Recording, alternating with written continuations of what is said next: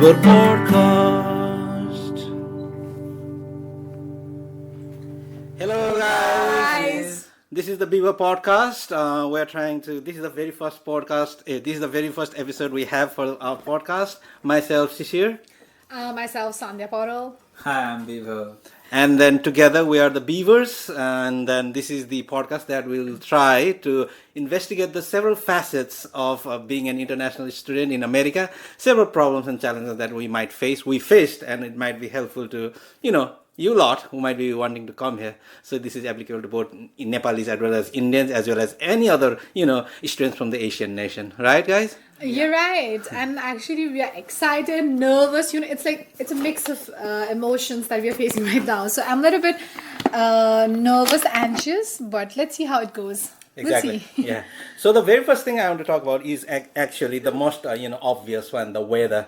Back in Nepal, I'm from Nepal actually, and I lived the longest in Kathmandu. And since Kathmandu is quite at a height, I used to think that the winters in Kathmandu was really cold because it used to go till 0 degrees Celsius. And I thought, wow, that was really cold. But once I came here, I realized what actual cold is. It's like negative and everything.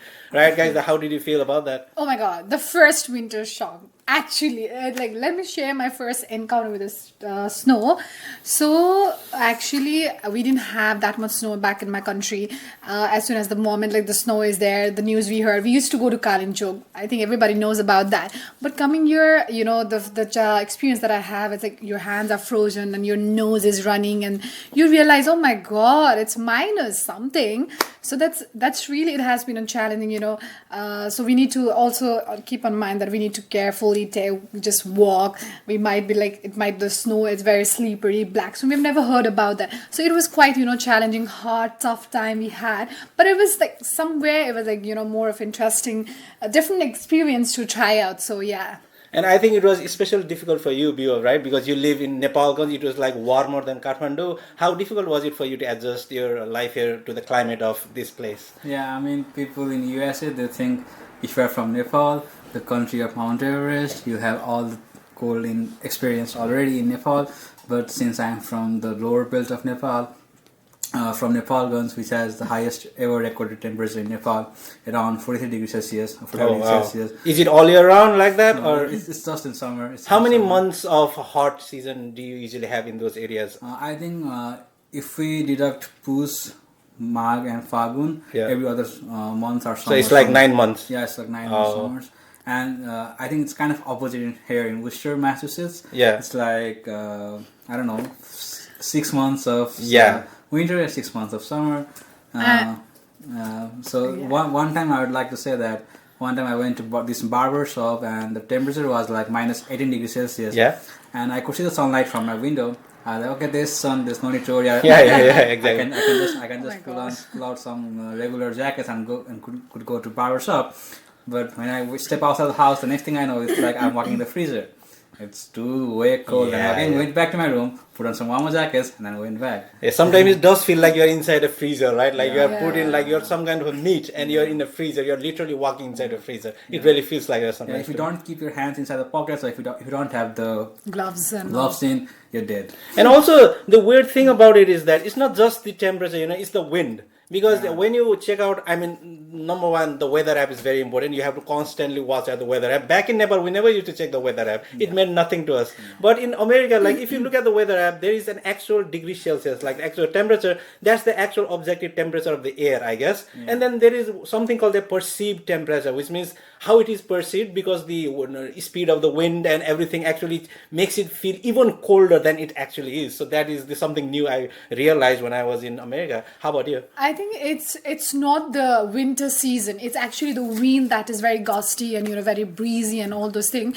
I think, according to my experience, your first winter in the US will humble you, but trust me, guys, the second winter you feel you become an expert, and I think your body starts adopting all those things, and you get to know. Let me share my experience when I travel back to Nepal. My mom used to say, please daughter, wear coats, some like, wear some blazer, you'll feel very cold. But then my body started automatically, I think I became more hotter than like, a hot girl. What? Okay, never mind. Back there in Nepal. Literally, I mean, That's not summer, yeah. But what happened, like, again, coming back to US, I was sick for almost 2-3 days. So it's very challenging, difficult being here as a student, the challenge that I faced, it was really hard for me. And experiencing hardship, it was, quite a bit for me tough. specifically, I had brought a lot of pants and, inner thermal wear. And I did not know that they would not be affected back in this country. Because back in my country, they were very affected. It felt really warm. But right here, if I wear this, it makes no difference. My legs were really cold. So I would suggest that people who are trying to come here, you really need those pants with, like fleece pants. It really makes a difference because, when you're walking around, you don't want your legs to freeze. And another thing is that all the houses have like heater and everything. So when you're inside a building, it's not a big deal. But when you're walking outside, that's when the pain comes in. I mean, when it comes to wind, it doesn't. It's like it doesn't pass to the regular speed. It has like 30-40 miles per hour. The speed is that much, and it feels like someone pushing you from behind. Oh I know that feeling. Oh my God! Last time, can you share about that? Yeah, it's only happened like a couple of days ago. Like we're walking towards the college, and it really felt like a jet engine was running on the other side, and we literally felt like we're being pushed around. I mean, I'm pretty heavy guy. She's thin, okay, but I'm pretty heavy guy. But I felt like I would be tossed around in the snow, and I might fall in the snow. That's the speed of the wind right here. So, oh my God! What do you mean? I'm thin, Because, but trust me, guys, that weather, it's winter, it's gloomy, and let's talk about food. Momo, come on, guys, we missed. Finding good Nepali food in US, it's really hard, trust me. Like, trying to explain Momo to all the Americans and that's different thing. So, and what you miss the most is like on those days, like you don't want to work, you just want to lay on your bed, just, watching a movies, every style, you know what I mean? So that are the things you missed more about. Exactly. Like right here, the only place that we can eat is like like maybe 7-Eleven or McDonald's and stuff like that. And back in our country where there are so many dhabas, so many restaurants and all that. But right here, there are only specific places and you tend to get only specific sort of food. And those are like high carbohydrates, very, like highly fried foods. I mean, those are really like, it really discourages, the amount of, fats that are included in that. And even in McDonald's, I've had really bad experiences. Even though they are cheap, okay, they are not technically cheap because back in our country's currency, they are like 200-300 rupees. But let's say they are cheap relatively to this country. But still, it is not worth it because they prioritize speed over quality and then they just, do it as fast as possible. And that's the quality of food that we've been eating. And it's not satisfactory at all. So personally, I am more satisfied with home cooked food. Like, how about yourself? I mean, the first time I came to USA, before the orientation, we went to Higgins Table. Higgins Table is basically the pantry of our college. And they all had this American food. Technically not American, cheeseburgers were invented back in Europe, but let's say American food. All the cheeseburgers, pizza, and everything. And for the first 2 days, I was fulfilled, but after that, my body craves rice. Exactly. Without rice, you can't sustain. It proves that you are Nepali, that makes sense. They say dal bhat khao 24 hours, so that's exactly. I believe that, since we have been brought up that way, our body only accepts that in a very satisfactory way. Otherwise, just eating, we could eat a lot of different sort of food, but unless we have dal bhat, the level of satisfaction is not there. And you miss chia therapy. Oh my God, chai is like... I think tea is the solution to all the problems. Exactly, ma'am. Exactly. So not even coffee does the trick. I try to drink coffee, but okay, it's fine. It tastes fine. But when you drink tea, like the way we make it, like all the sugar and all the masalas and everything, goddamn, it's so good. Oh my God, the packet that I brought just recently, it's not been even a month that it's almost over. Yeah, so it's what like does that it's mean? like a tragedy. Yeah. God damn. And also, like, you could see a couple of restaurants here and there, Indian restaurants, Nepali restaurants. Of course there are, because people are trying to capitalize on the vacancy of such restaurants. Otherwise, the most restaurants I see are Hispanic sort of restaurants, or like a sort of European sort of restaurants. But I don't see many like restaurants that are oriented towards us, right? Like, what do you feel? Yeah, I think the population is also the main issue, because since we come from a small country with small population, it's difficult to make something brand out of it, because the demand will be less, because the people that consume your food is less. And though our culture somehow matches with India and the food matches with India, but sometimes we miss the Nepali touch in that Of course, food. of course. And let's see if everything goes fine. Maybe we all three will incorporate one Nepali restaurant near. Yeah, we've been Who thinking knows? about that Touch too. wood, touch wood, guys. Yeah, of touch course. wood, And yeah. touch the wood. This is literally wood.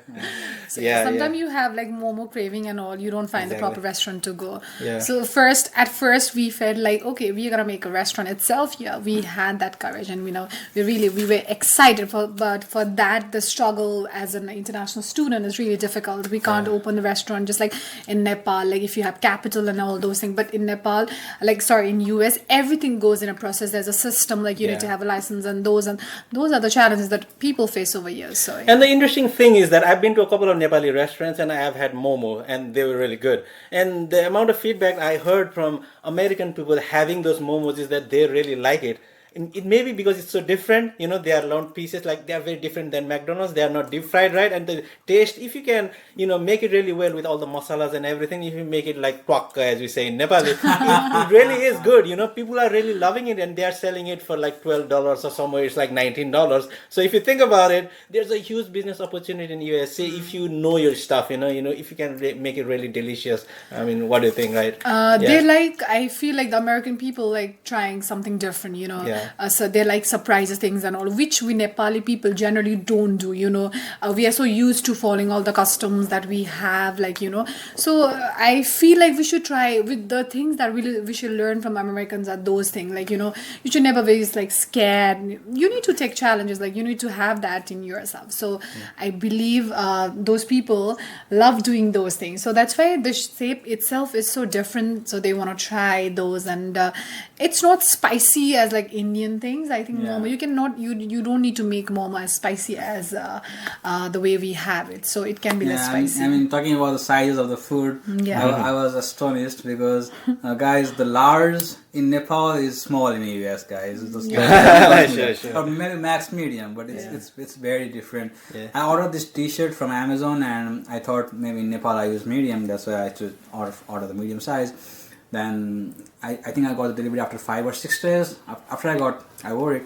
Show off. Yeah. I wore it, and next thing I know, it's too long for me, and I couldn't fit that, so I had to order the extra small for me to get the perfect Oh, size. you were extra small. Goddamn guy. He looks like a big guy in Nepal, but here he's like extra small. And everyone around here is like 6'2". Yeah. And not everyone. I mean, this Like most of the this people. country of immigrants, but all the white faces you see all are like 5'9" and above, and since average population of the country are 5'9", so medium would be 5'9", right? So I think average size depends upon this nomenclature of small and medium. So I don't think it differs from Nepal to US, but even the size of food, if you order something extra large, it will be so huge you can't finish it. So just try to order something small or medium. Don't go beyond the medium. You have to. Small. But I guess the benefit of being in US is that you can always, send it back, right? Like if it doesn't fit you or something, like within a certain amount of days. Return. You mean return? Yeah, the return, stuff. yeah. There's the options for that. Like, since everything is digitalized, you can track all the payments. You can complain to your bank for the credit card information. So it will be pretty easy for dispute of amount. But regarding the food, since American food has like less to no spicy, and Exactly. it can feed your stomach but can't feed your soul. So I think I need Nepali food. I need Exactly. that masala to kick inside me so that I could feel that I'm alive. I feel like for me personally, it's not so much a culture shock. Like I had expected, like it would be the culture would shock me. It's the food that shocks me. It's a food, let's say culinary shock, because it's literally the quality of food. I wouldn't say lower quality or high quality. It's a subjective thing, obviously, but their food is very different and it doesn't match our taste palette, right? Yeah. So we are our taste board is so used to having Yeah. Nepali food. So Spices. that might be the reasons. And why don't we like talk about the scams that we have in US? Oh goddamn that too! Oh my god! Like people, I think we are especially vulnerable with scams because we use cards a lot in this country. We have our own debit card or credit card if you can afford it, and then we do a lot of online shopping, as you just said. And then since we're dealing a lot in these cards, I mean, you get these messages. I think I've gotten like 10 or 11 messages already. Sometimes it's a call or sometimes it's a message on the phone. They say you have won this, or you get this job, and then they try to scam you, and then they try to threaten you, and then when you enter your card information, afterwards when you check, like some amount of money has been taken away from you. It's so scary sometimes. Like it's like you thought that it would be scammy, it will be something that would be done in Asia, but no, it's like very prevalent in this country also. Sometimes you get like lottery scams, and you're like, okay, I won a cash prize of this, and that you're so happy. Yeah. But you need to pay a fee, something, that's really hard. We don't understand whether it's like scam or it's real.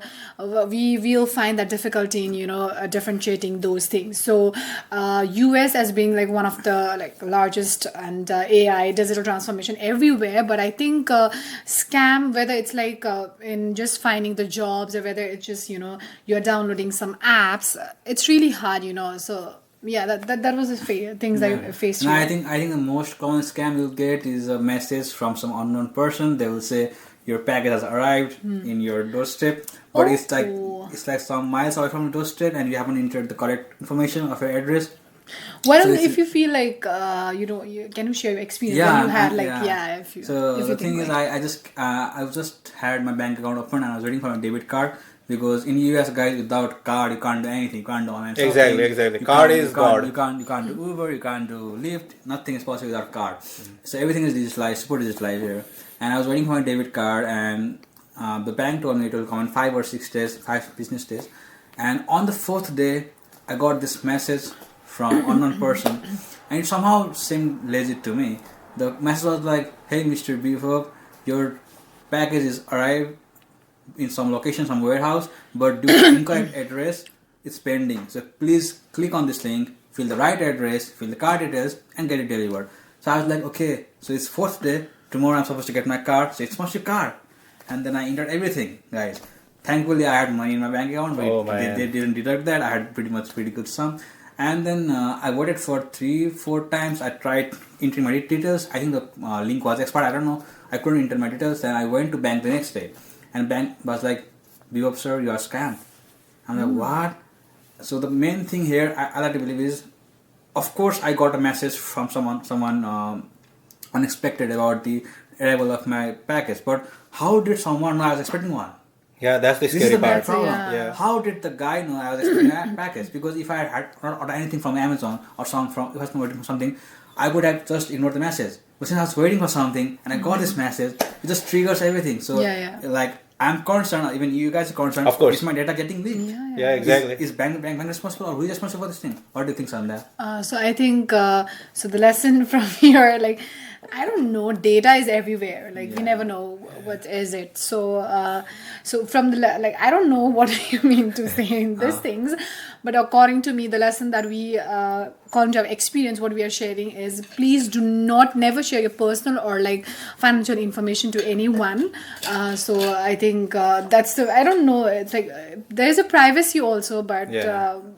I don't know, data is leaked from anywhere. Like, I actually have a scary story. Like, you guys is only regarding shopping, right? Mine is regarding like someone pretended to be the immigration officer or something from United States, like customs enforcement or something. Really scary. I was just studying in the library and all that, and I was just minding my own business, and suddenly I get this call, and he's like, "Are you this?" He actually used my name, right? And I was like, okay, how did you know my name? So guys, you have to be very careful. Just because someone knows your name doesn't mean that you have done something wrong, or that, that guy is the real thing. No.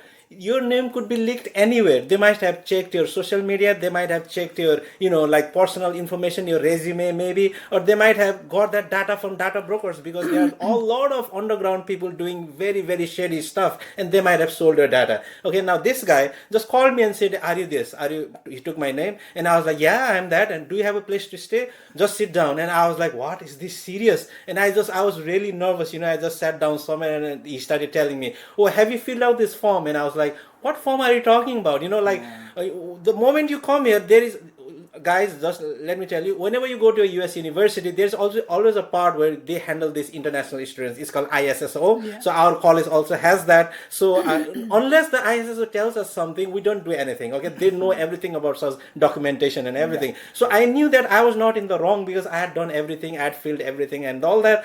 But I could not understand why this person is what he's talking about, right? He kept saying, oh, have you filled out this AR11 form? And I was like, what? And then he told me, go to the USIS or website and check out that form. And I was like, okay, sounds like a legit person, right? I went there and I actually looked at the form, and there was such a form called AR11, but yeah, it was something regarding change of address, but nothing to do with me because I had not changed my address. And I was like, what are you talking about, sir? I don't need to fill out this form. And he was like, no, you have committed a mistake. Since you have entered the USA, you should have filled out this form. You have committed a wrong. We have lodged a case against you. He was that serious. And this is the first time I got a call like that, So in the past, I used to get messages and all that, but now it was like an actual call, and I thought that, wow, this must be serious. And I was so nervous, and I called around. In fact, he said, if you don't do anything, I'll send the cops to your place and all that. Okay, and I was really afraid, And then, but I also had a slight feeling because I used to watch scam calling videos on YouTube, so I had a sense that this might be it because people try to, trick vulnerable people into doing that. And plus, I was alone. Remember, guys,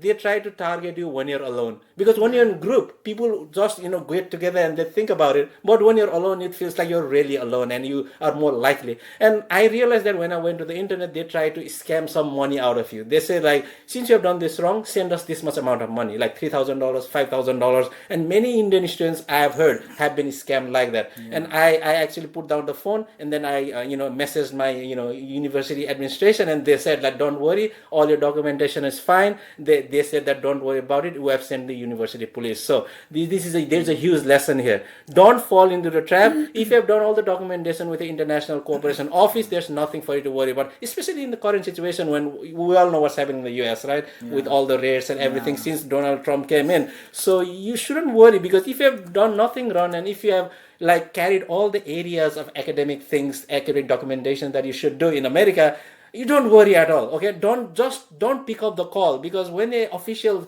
if there is something serious, you'll get the serious document in your mail. No one just calls you willy-nilly randomly on a day and asks you for things. So don't fall on the trap. Right, guys? So I think the major issue here, apart from getting scammed, is that the scammer knows where to press you so that it hurts. Exactly. This is the bigger issue, I think, because someone can randomly pull up a number and call you. But how did that scammer know that this guy is a student? Exactly. Yeah. What are the odds? Yeah. So how did he know where to press so that he hurts his head? Yeah. So that is a bigger issue. Then I think it's all drops down to data leak. Yeah. I guess. What do you think, Sandhya? Yeah, so that's true. I understand, and I think as an international student, it's not your country, so you are scared yourself. Exactly. You do have the documentations and everything is there. You have your visa and everything. I think, but on certain on your mind, you always have that fears of the moment the ways you say the cops I see someone calls you Homeland Security or someone calls you, and then they either say they are from DHS, that is Department of Homeland Security, or USCIS or ICE. These are the organization names they take, and then you start believing on those things. Oh my God, did I miss those things? And then, because you have a lot of things to do, you being as immigrant, you're not the citizens over here, so those things are there. And also, guys, let me share about the thing that working the recent videos that got leaked, or the girl sent her video, the experience that she had while walking, and the moment she got she got threatened with a gun or something. I was like that. And was she an Indian or a Nepali? She was Nepali, of course. She was Nepali, and she said, I think that experience I also had. But on side, you need to be very careful. The moment you are someone tried to, whether it's they are stealing something, or what I mean, but you need to have the phone number ready. You need to contact police 911 over here in US itself. And that's all. Yeah, it can get scary at times, because especially for girls, better not walk alone, walk in a group and all that, because you can be extra vulnerable, because the cops, people can carry around a gun, legally or illegally, you never know, right? So it can be but I think there are just 3 rules to follow, guys. If you just follow these 3 rules, you'll do good. First, never walk alone after sunset. Exactly. Never Exactly. Yeah. Second thing, don't provide your phone number, card details to any random personal websites. information. Never say that. Third thing, never ever pick up unknown calls. Exactly. Don't pick up unknown calls. God. That's another burden. Yeah. Unlike Nepal, nobody calls you wrong number and says, sorry, wrong number. No, this don't happen. Exactly. Yeah.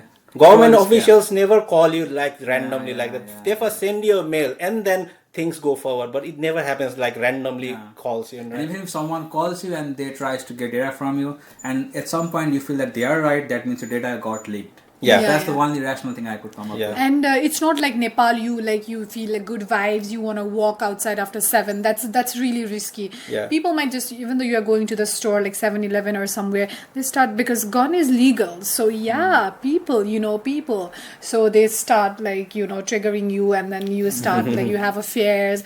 Those things happen. So you should be very careful. The thing Yeah. is, like as Bibhav said, you should never walk alone. But sometimes you might need some stuff, but you need to be very careful. Like you need to be very meticulous about those things. Because So, yeah. back in our country, like if like it's like 9 p.m. or something, Yeah. if you go out, it would be perfectly fine. It was like we were just hawa khanu, we say, like we take in air. But here, like it's not sure, because there are different sort of people. You had an incident, right? Do you want to talk about it? No, I don't. It's like she doesn't want to go into it, but let's just say it was Yeah, kind it's of fine, you can traumatic. just carry So, on. yeah, it can be scary especially for girls. Like people might follow around and all that. So it's so scary. So I would suggest that don't go out in the midnight. If you must go out, go with a friend in a group or something like that. I'm not saying that you will be killed right then and there, but like you may be robbed or something. Like something might happen if you go alone. There's always an element of fear involved in everything. In Yeah, US, yeah, because yeah. Gun is legal. Gun You is have legal. license. Exactly. Let's talk something Something interesting. else. Let's It's- talk about yeah, cooking, you guys. just scared me, guys. Come on, I'm scared. I'm scared of No. both of you guys. Of course, it's a fact of life, but I always say it's better to be safe than sorry, so you always have to be, No, let's talk about cooking, guys. So let me something. I am very, very cooking. Yeah. And this guy, he always cooks food and he works in library. And always we try a different kind of foods. Yeah. Brother, you forget to mention my name. I mean, she's second rank. No, of course he's not joking. He always tries to cook Yeah. something new and bring. Yeah, he's very much like bring in determined. college, we share together. We Yeah. eat food regularly. Yeah. And this guy always prepares fresh food. Yeah, that's And true. I cook food for like 1 week at advance, and I just eat it for 1 week. Of course. I So believe what that. makes you motivate to cook, Cecilia? Well, for me, like there are two reasons. Okay, number one, Me? of course, my friend also. I want to help out my friend. But for me, the number one thing that causes me to do that is that I don't like food outside. Okay, if I wanted to, I would have eaten pizza every day. Or You'll burger not be every day. satisfied. The thing is, Yeah. you'll not be satisfied. You'll the way never you be make satisfied. that. It's so tragic, So I want something, as I said, like I want Nepali food,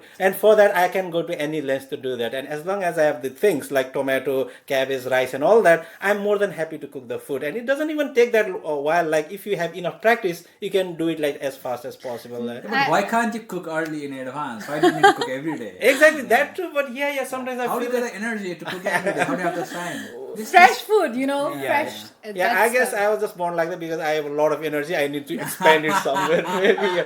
Because I don't have. Sometimes in the morning I don't have nothing to do. I want to engage my mind and I just cook. Sometimes I cook for. Yeah, this is also the thing that when you come in America, you cook for like 3 days in advance. Like I don't cook every day as you said, but I cook for 2-3 days and we put it in the freezer. Now, obviously, that's not the ideal thing to do. That's not what we do in Nepal. But as a fact of life for an international student, you gotta cook it and keep it like the tarkari, the curry, and the lentil soup, and put it in the freezer, and it's good enough. The taste is good, and then after 3 days we can do it But again. according to me, I don't find the taste as like the fresh you made. I feel Yeah. that satisfies my stomach, and I'm like, okay, I'm done with my meals for Sure. today. So also, guys, let me talk about the food here. Like we have already talked about the food, but then the homemade food that she's serious. Like he eats everything, and I, being a vegetarian, I said like I don't have any options. But yeah, there are like vegan also. Yeah. That's really different than the vegetarian. So they even don't eat butter and the animal products and all those things. So I think sometimes I feel like I'm okay eating homemade food because Of course. even though I like wasted almost $20 or $30 last time we ordered the food from the Woodland or like Yeah. I'm sorry I just spoiled the name but No, I'm that saying the was a truth, bad yeah. restaurant. You gotta tell it, man. It's the honest fact. Just tell him how the So food it was like the rice itself was smelling, rice. That's like the first thing the restaurant. It should be fresh and but the what was that pickle? I forgot that Pickle, pickle and then whatever. what was that lentil like pulse? What I do we have call no that? I don't know.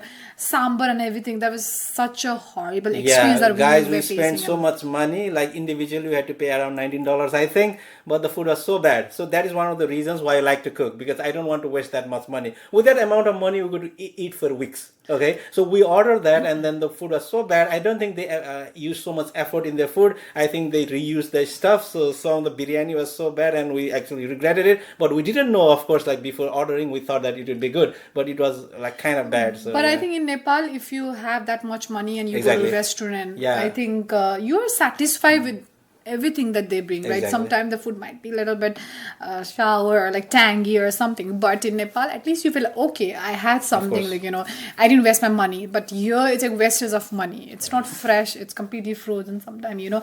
And this guy does not make, he just make the non-vegetarian items. I feel like, please, can someone bring me the food? Yeah, And we no, both are hardcore meatarians, and she's the only vegetarian, so that's it's why. not vegetarian. Oh my god, that's And you also like to order food, right? Like, how often do you yeah. do that? Yeah, I mean, I order food like at least 3 times a week. Yeah, but I And- try not to.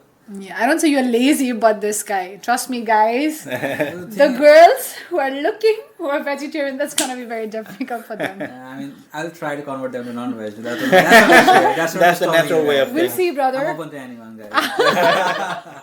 We'll see. Yeah, and do you feel like the food that you get is worth the money? So the thing is, first thing you need to know right now, I don't know what future holds, but right now, every food item is at least 10 times expensive here in US. Yeah, true. Even the cheap meal that we talked about in early podcast is $5, guys, and with tax and everything is $6. So it's like 800 rupees Nepali. Yeah. The tax is too much. I don't Yeah, understand. And if you go to some Nepali restaurant, authentic restaurant, let's say they will charge 400 for thakali. So that is like Thakali. 800. 2 people food. You ate, it's like one time, and it's the cheapest food here. Yeah. Yeah, guys, that's horrible. And the next thing, like for lazy people like me, I'm sure there are lots of Indolent lazy guy. people like me. The refrigerating process in US is very nice.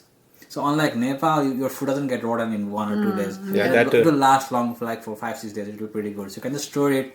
You have microwave. You can heat it. You can eat it. So it's not that big hard. And yeah, also let's talk about microwave. Like, how often we use it? Every day. Like, Oh, almost, goddamn. like, yeah. You can live But without the kitchen stove, but you Yeah, you cannot We live live without the without microwave. Yeah, that's true. Yeah, that You're- too. Because you know, like with the microwave, you can heat stuff within 2-3 minutes, right? But Yeah. you cannot just open stove all the time to do that. But microwave is very. But I'm not sure whether it's healthy or not. Okay, there are studies The about light, that. like, but when- what can you do, right? You don't have any option as a student. Time You are is not money, rich. guys. Of Time course, is time is money, and you got to study too. And the time management in US, that plays a very crucial and that's pivotal role. I think I should say that. So if you can manage time in wherever you are, I think you'll be set for your life. So yeah, that's the foremost thing that So everyone should think about. how does a day in life look like in your day, Sandhya? What do you do in day? Oh my god, my day, don't ask, brother. I should say, like, I'm not that lazy as you are, but sometimes That's I don't know, I'm like, more productive than you are. I'm sorry. I start my day just reading books, couple of books, you know. Nowadays I'm like being Yeah, actually, you it's started your, let reading me this, show right? it to you guys. This is I have started reading The Power of Now, that which I Yeah, bought but from- which is still tomorrow. That's irony. it just talks about it's just the importance of living fully in the present moment, like, you know.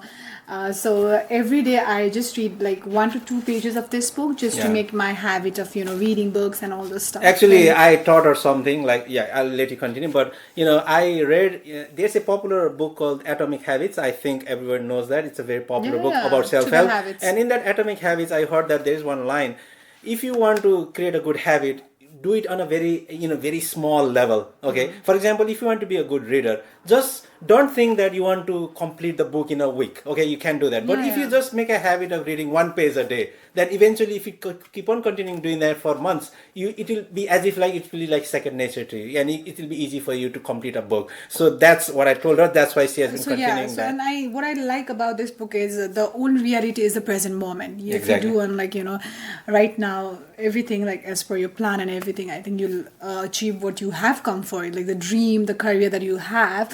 So and then after that, I just have like some black tea or some just water. If I'm not lazy, if I'm not indolent to just go into kitchen and make food. You can be indolent all the time. Yeah. Just shut up. Indolent. This is the word I learned recently. That's why I'm using it, guys. Come on. Goddamn, I'm not lying. She's but, barely months in America, but she thinks she's American. That's the travesty. Okay, continue. It's not about that. Just shut up. Sure. And then after that, I think if I have my classes, I just go there. Like, I start doing assignments and everything. Sure. Then I don't know how the time goes so fast. I don't understand. The moment I see watch, it's like 8 or like 10 in the morning. Then it's almost like 2. and what did I do? I don't understand. It's like, and then, cooking, all those stuff, it just goes, and sometimes laundry and everything, just gossiping with you. The moment we're walking in the corridor, I'm like, I saw this guy, so make sure that my day is gonna be very bad. Like, why did I saw this person? That's another offense, guys. But then, But of course, it's just joking. yeah, I think being in this Beaver's street for like, it's almost gonna be 2 years for me. Seriously, after this guy has come over here, it just been like a family to me. We gossip a lot, chit-chatting, and then back beaching about some people, that's real Nepali, guys. And then That's just girly way of Yeah. living, I guess. That's Not to be offensive sexist. too. No, I don't want to be sexist. I don't. But her, she is like that. But that's also a form of entertainment where we live, because otherwise, what else would we do? We can't go outside all the time. How about you? Like, what does your typical day look like? So I wake up pretty late. I wake up at 9:30. Yeah. I try not to use Facebook, Instagram these days, but I can't open my eyes without social media, guys. That's true. That we also do. And then the moment he's like, sis, don't disturb me tomorrow morning, okay? Like, I go to kitchen and then I start. I don't know. The reason behind this story is that my room is very near the kitchen. Yeah. And like since in America everything is made up of lumber, and Funny, yeah. the thing distracted me. Exactly. And everything is made up of Yeah. lumber and wood, and so the voice is actually transferred from room to room. So unlike It's Nepal, easy to hear what other unlike people are Nepal, doing. there's no Yeah. concept of real privacy here, guys. Yeah. So he don't need the alarm. He don't need the alarm. It's me, guys. Yeah, that. The disturbance everywhere. So that I wake up in the morning at 9:30. Then of course there's all people who don't claim to be, they all use social media for sure for 30 minutes at least, and you get the feed, you like the photos, profile pictures, everything updated, you see that. And then I try to eat some apples or strawberries if I have some. I should cough. And then I try to cook early in the morning, like, because I only cook when I get motivated. Yeah. If I don't get motivated, I don't cook. So I try to cook, and then after cooking, I have classes at 3, and 3 to 6, 6 to 9 I have classes, and then I go to college or go to library, work in assignments. And since this is my second semester right now, the difficulty level of the course has increased from first semester, and I got to put in more hours than I used to do.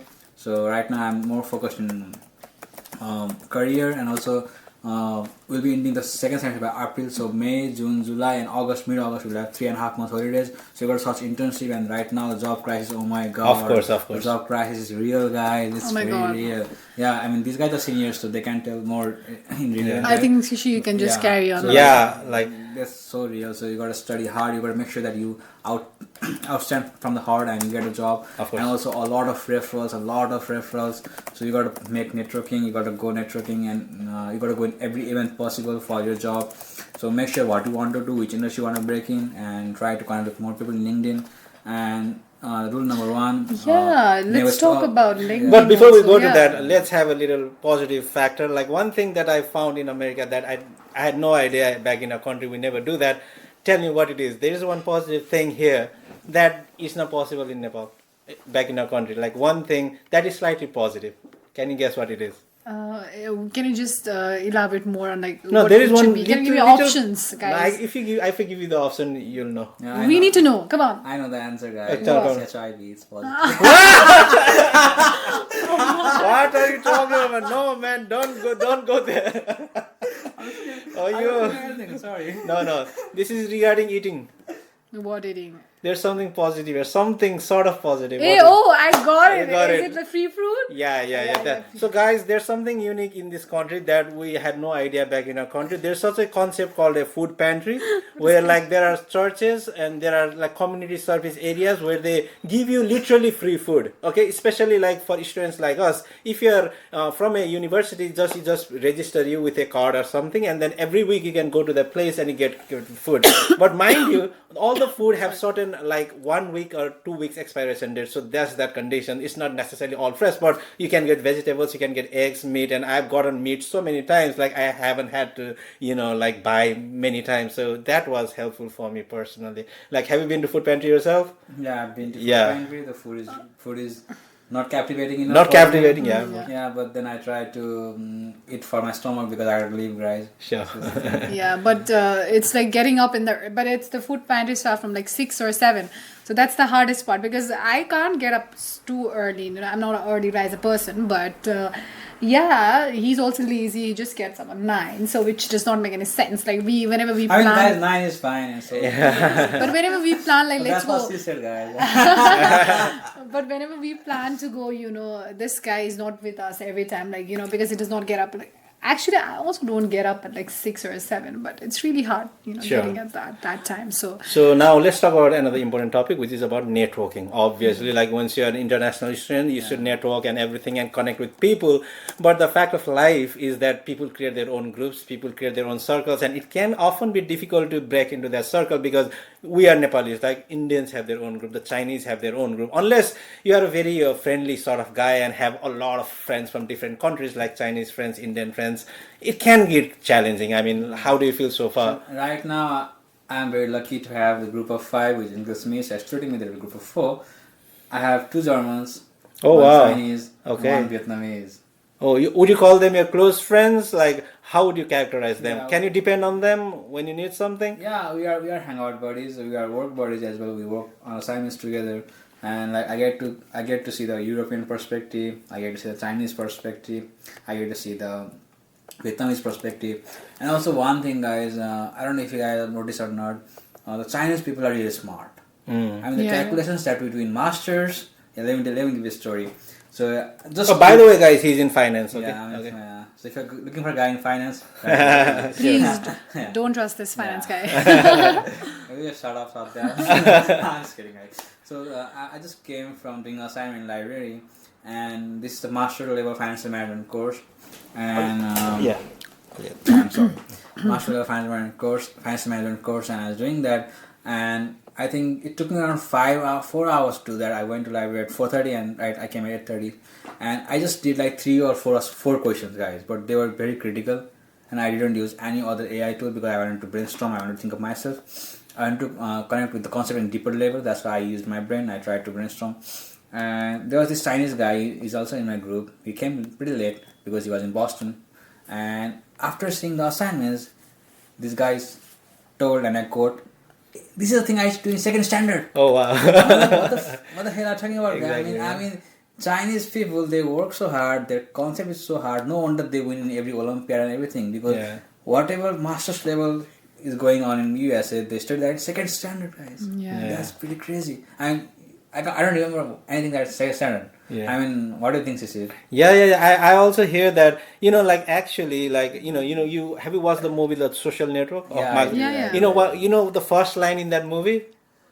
You know the first line? I don't think you do, but I know it because I like that line. In that first line, Mark Zuckerberg, the character, said, there are more people with genius IQs in China than people of any kind in the entire United States. Yeah. What that means is that there are so many people, obviously, in China, but people with genius IQs are so much, it's greater than the entire population of the United States. So obviously, right, and they work harder too. And I hear that their school mathematics is so high level, like already from 5, 6 grade, they're so high level. But I believe that, like, I used to go to this place, we have this Nepali circle, and then I talked to this little sister, and she has recently moved to America, and she talked about what the school is like in America. She's in 9th standard or 10th standard, I think, and she said, like, they don't even talk about the quadratic equations, even in 10th standard. I mean, but we had already studied about it in 7th grade already, but they still don't know about quadratic equations. That means, like, the mathematics and high critical thinking problems are really late in America. I don't know why that is,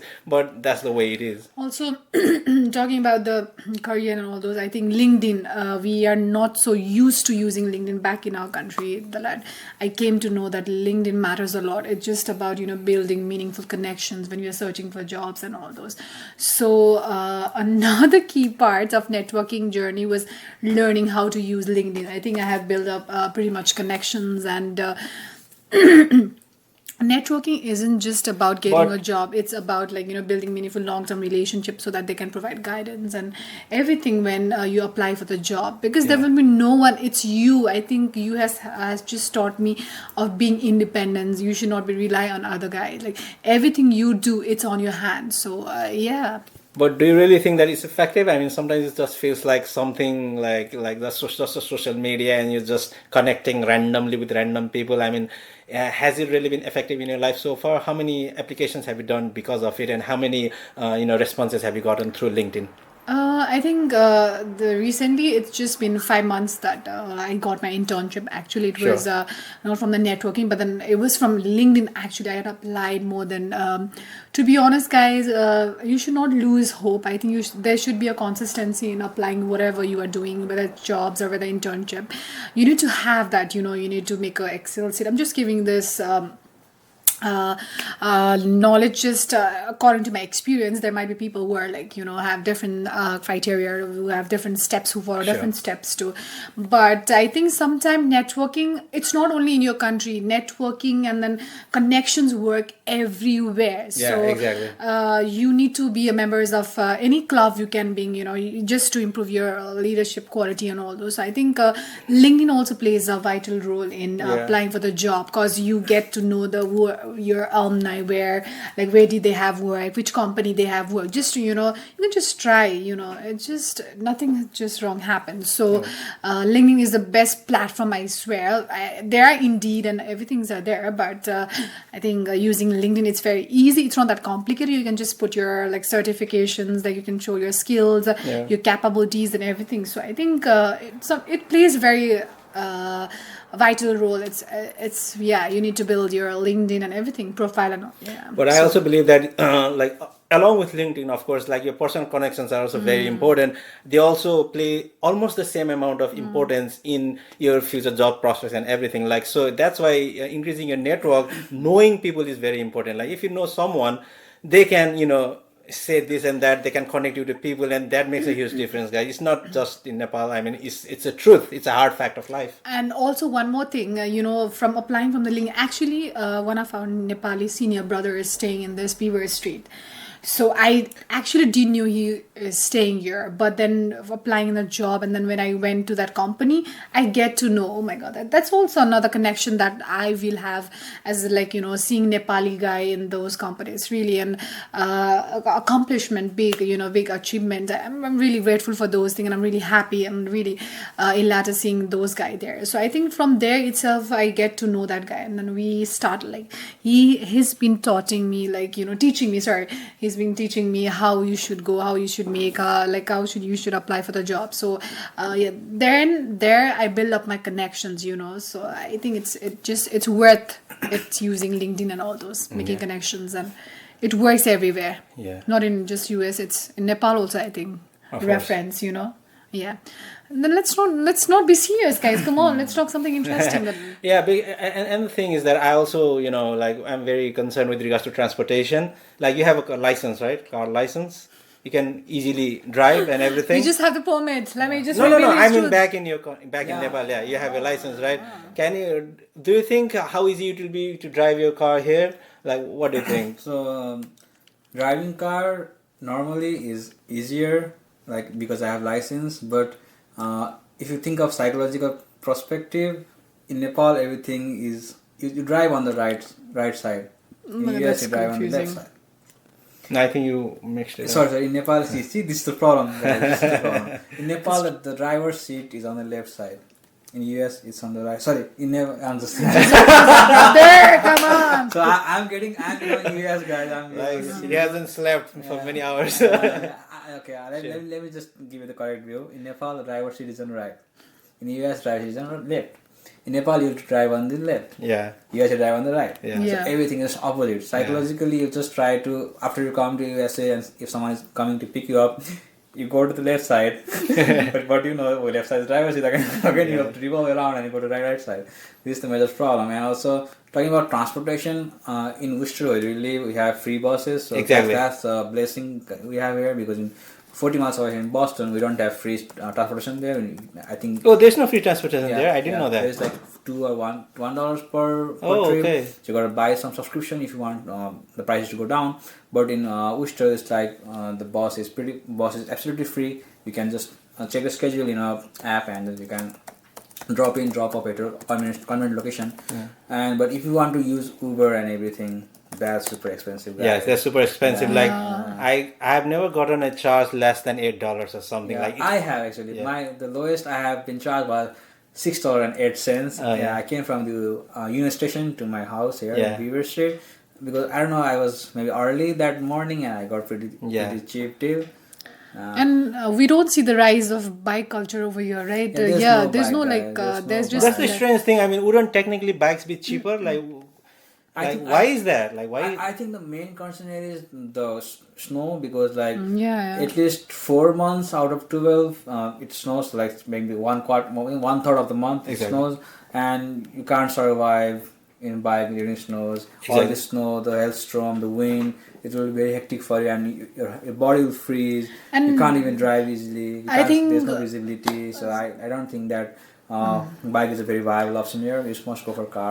I think the car are not that expensive as we Yeah, do true. have. That's there. also a Yeah, huge also, point, yeah. I think because I think in our Like what's the prices I've seen? Like 8,000, like from 3,000 to 8,000. Yeah. Like the cars I've seen, that's like if you directly convert to Nepali, that's like nothing. That's like 5-6 lakh, 10 lakh maybe. Like you can get a car there. Like, when going back to Nepal, it's like tax and all Yeah, those yeah, things yeah, there, but of course, it's yeah. not here, right? Yeah. So even though they have like, also you can get the second-hand car that's just 1,000 to 1,500. I don't Yeah, know, yeah, but something like that. yeah. No. So that's pretty much, it's very easy for because in people. Nepal the car is considered as luxury item, and Yeah. luxury item yeah, social status also. it Yeah. is taxed at 308% to be precise.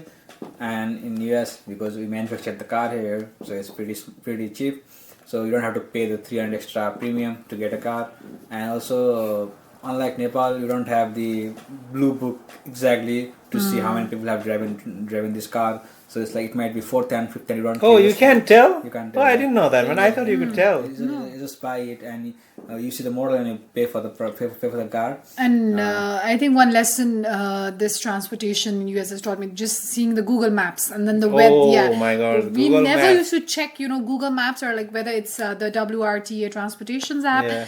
It's been habit, you Yeah. used to get like, but that is the foremost important thing because Yeah. we never know. We can't stand outside for almost 10-15 minutes. It's like so windy, gusty, the wind, and you start shivering and all those things. So I think you need to have the habit of using Google Maps for those people who don't Exactly. use. So yeah, I think. Yeah, you gotta have your phone charged and you need internet access. Like it's a must. I mean, without Google Maps, you cannot go anywhere because it's not just finding out the location of the place. It's actually finding out the timetable of the buses. I mean, if you do not have your own car, you need to depend on those, buses, because buses are the cheapest in our place where we are right now. It's actually free. So buses are what we depend upon. And if you don't have a phone, you can't do anything. It's not like in Nepal because you just raise your hand and you would get a bus. But here, if you raise your hand, people just look at you like, what are you doing, man? Are you like Nazi salute? Like, no, and I just joke. Oh my God, guys, we forgot to mention about the weed, the smell, the. Oh my goodness. That's the fears of, Yeah. Oh my God, that's like whether you go to the Union Station, like Union Station, as in like Nepal ko bus park, guys, what do we call? exactly. So, it's really scary. I myself, I'm like scared to go to that place because the smells. It's like it's just legal in US. Like so- weed is legal, so people tend to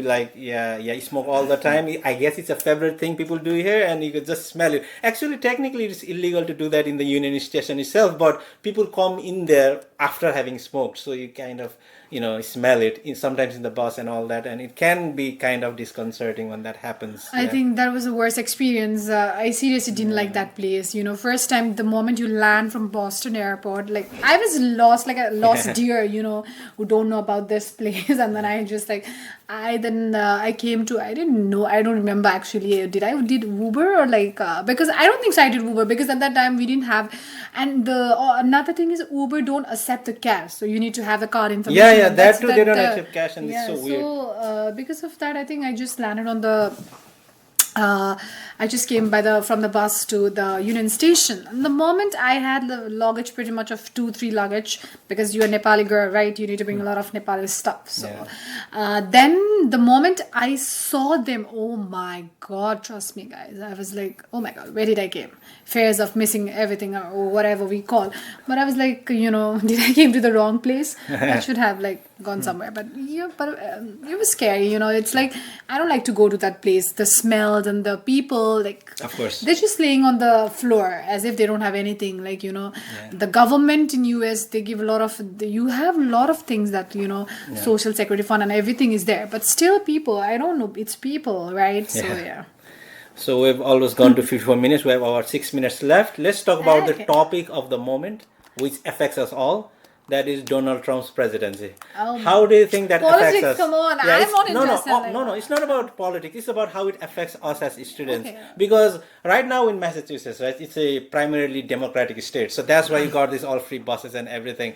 But how do you think Donald Trump's presidency will affect us? What do you think personally? We are on F1 visa. Do you think it has a negative effect, positive effect? What do you think? Well, it's a great question actually. Yeah. And as they say in US, if you need some time to build up your answer, you say it's a great Okay. so I mean, it's a great question actually. Yeah. To be honest, I think if you go to the micro level, like impact my student, it got F1 visa. Because if you go to macro level, he has imposed a lot of tariffs in Canada, China, etc. And the tariffs he has imposed on Canada, it's expected to said that Canada's GDP is about to fall from 1 to 3% because of tariffs imposed by US. So that's a big shock to Canada. But wouldn't Canada also do the same, like a trade war sort of? It could create something, but I don't think that Canada has that leverage position over US. I think US has leverage position over Canada. That's why I think they have this major upper hand of the Canada. Sure. And if we go to micro level and just see this impact on the student, I think that since he promised that to give green card to every other students who graduates, but I don't think that's possible because there are a lot of students here. Yeah. And if you do that, I think Just to make it clear, guys, this happened during the election. Okay, I think he was just placating to people just to get votes. He actually said, if you are graduating from a US university, undergrad or graduate, if you're graduating from any US university, you should get automatic green card. That's what he said. So that's when we're so excited. Carry on. And that's the fact, but all the students are optimistic that okay, Mr. Donald J. Trump, whenever he comes to president's office at Washington DC, we all will get the green card after graduate, but I think that dream is too good to be true. Yeah. And apart from that, I think the major issue that lies inside this is the job market is getting narrower year by year. And I think the main contribution of this thing is from AI and automatic thing. Of course, because I have this one story to share. Maybe it can take some long time. It's okay. Yeah, I ordered one keyboard from Amazon, and I was not getting that in time. And then I went to the warehouse where the keyboard was. I said, okay, hey, it's like only 2 miles away from my house. I'll just go and get it. Yeah. I don't need that to be delivered. Sure. But the next thing I know, I went to a warehouse. There was just 3 person, and all inside were robots just checking off the. What? Yeah, Really? they Oh were my robots. God. And Was then- it in this place? Yeah, it's Shrewsbury, yeah. Oh, Shrewsbury, wow. Yeah. So the next thing I know, I went inside and there were all the robots. You saw the robots Yeah, I yourself? saw the Oh robots. wow, There were that's robots cool. inside, and they were stacking up all the inventories inside, and there were no humans inside. So then I thought, okay, this is the reason why you're not getting job. Exactly. Yeah. So even the thing, like let's say I want to go in investment banking because that's my background has been, and the CEO of Goldman Sachs, the biggest firm of US, he has said that all the IPO writings, ChatGPT can do it with 95% accuracy. Oh, So wow. only for 5%. Oh my they're humans. goodness. That's And I think the way they are investing on AI, the $500 billion investment in Texas, the $80 billion investment by Microsoft, the $35 billion by Meta, all are doing on investment banking, all are doing on the AI, and I think this is, this is expected to take all the jobs here. So I think if you need to get a job, you need to be really smart, or you need to stand out. Really wish that your industry would not get automatized, because if you get automatized, you are done, guys. So I think it's pretty scary from this now. I don't think if any president would save this, because like all big companies are there betting huge. Exactly. Trillions of dollars on AI. Yeah. So if you bet that much money on something, that is expected to grow only. It won't stop from here. So I think the automation will play a real role in future, and I think all the simple jobs that requires no to like zero to non like less to no thinking, it will be disappeared. So I think you gotta upgrade yourself daily, level yourself daily, so that you can be on the track. What do you think about that? What do I you guys think think about that? everything has like positive pros and cons. Same way the Trump policy or administration. Of course, it's gonna like let's talk about the domestic manufacturing over here, as he has imposed a tax on like from like Mexico and China and all those like I don't know if China or not, but still Sure. that is gonna like help the country to boost its economy itself. Like they don't need to rely. They can have them even though they are manufacturing everything over here. I think the support for the domestic manufacturing here will boost up, and I think another positive aspect I would talk is like the job. As we know, there was a job recession just 2-3 years ago. Yeah. But I think that's gonna uplift because as he has done, like deporting the illegal immigrants, like illegal workers here. So I think the job is gonna like we might or like I don't know about that, but there's a possibility like Yes. the It job makes market sense. is Yeah. it's Sure, gonna sure. boost up. So I don't know. It's the automation is there, but apart from there. I think I see a common connection here because these all job issues, scarcity of jobs, all massive layoffs happened after the COVID era. Yeah. And I think in COVID era, for 1 or 2 years, the whole world was in shock. Sure. And we all were forced to do something digitally. Yeah. Because we couldn't be in person because of the risks of transfer of the disease. So we were all forced to be digitalized. And I think those companies that use manufacturing, that are heavily manufacturing or automotive industries, I think they shut their offices for like 2, 3, 4 months. But they can't operate with that because they have debts to pay, they have bills to pay, and the machine should run, the work should be done because people still require the products. But since because of COVID, they can't sort this thing off for more days. Yeah. And they began to think of alternatives, and that's where guys robots came in. Yeah. Because I see the clear link here. Of course, yeah. Because the companies had this huge capital, they had huge debts to pay, and since all things were shut off and you can't invite the human, I think they practically shifted from human to robots. And since robot is a one-time investment, they don't need food, they don't need water, they don't need paid leave, they don't have wife, they don't have children. So one time you invest, one time you do fixed investment, and then everything settled for like rest of your life till they work. So I think after COVID, everything has changed, and I think this is one of the main reasons that the job market is facing a real crisis. And like many people whom I know from India, who has even graduated from nice universities like Duke universities, like top universities, they have gone back to India because of lack of job. Yeah.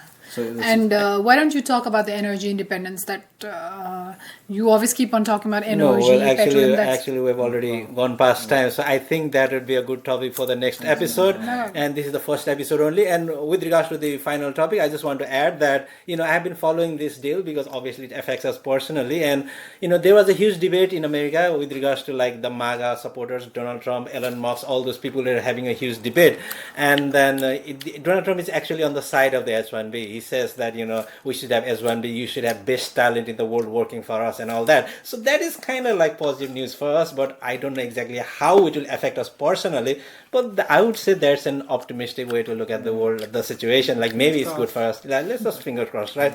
So with that message, I believe we have crossed our 1 hour line. This was our first episode. So I don't know how we did. You guys, please give us our comment. This is the first time we've done anything like this, and we're not just doing this for sake of doing it. We're just doing this because we have a lot of things to say. Okay, we have lived out the life, and we want to express this, knowledge to other people so that they might find some value in it.